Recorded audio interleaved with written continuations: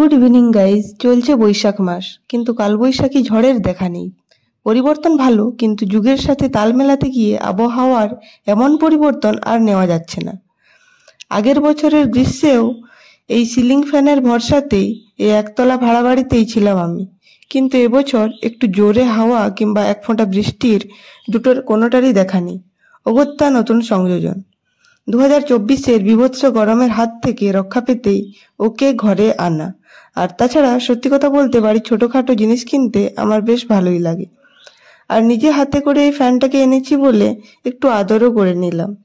আজ থেকে ও আমার সাথেই থাকবে। ও আজ থেকে আমার রুমের নতুন সদস্য। মুখের হাসি দেখে বোঝা যাচ্ছে যে কি অসম্ভব খুশি আমি। এই অসহ্য গরমের হাত থেকে মনে হচ্ছে হাঁপ ছেড়ে বাঁচলাম। গত সারা রাত জানো তো ঘুমোতে পারিনি। আর যাই হোক, আজ থেকে নিশ্চিন্তে ঘুমোতে পারবো। যে কোনো ধরনের মেশিনের ব্যবহার আমার মোটেও পছন্দের নয়।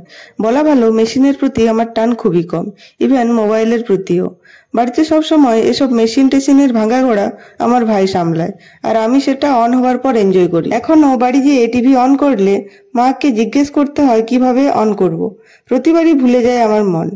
কিন্তু এখানে দেখো, এই গরমে 4-5টা দোকানে ঘুরে ঘুরে লোকজনের কথা মতো ভালো মন্দ বিচার করে একটা মেশিন নিজেই পছন্দ করা থেকে সেটাকে বাড়ি পর্যন্ত আনা, দেন বাড়িতে এসে সেটাকে সেট করা, পুরোটা নিজের হাতে করতে হয়েছে। এবছর জানো তো আমের ফলন খুবই কম, তাই হয়তো কালবৈশাখীও রাগ করে আসেনি। কারণ কালবৈশাখী ঝড়ে পড়া আম থেকেই তো সারা বছরের জন্য আমের আচার, আমগুড় সব বানিয়ে রাখা হয়। আর গ্রামগঞ্জের বাচ্চারা সব ছুটতে যায় আম কুড়োতে। তবে যাই বলো, গ্রীষ্মকালে হাত পাখার গুরুত্বই কিন্তু সবচেয়ে বেশি। কারণ কালবৈশাখী ঝড়ে কারেন্ট চলে গেলে এই হাত পাখাই সবার সহায় হয়। যাই হোক, আমি ফ্যানের ঠান্ডা হাওয়া খাই, আর তোমরা সাবস্ক্রাইব করো। বাই।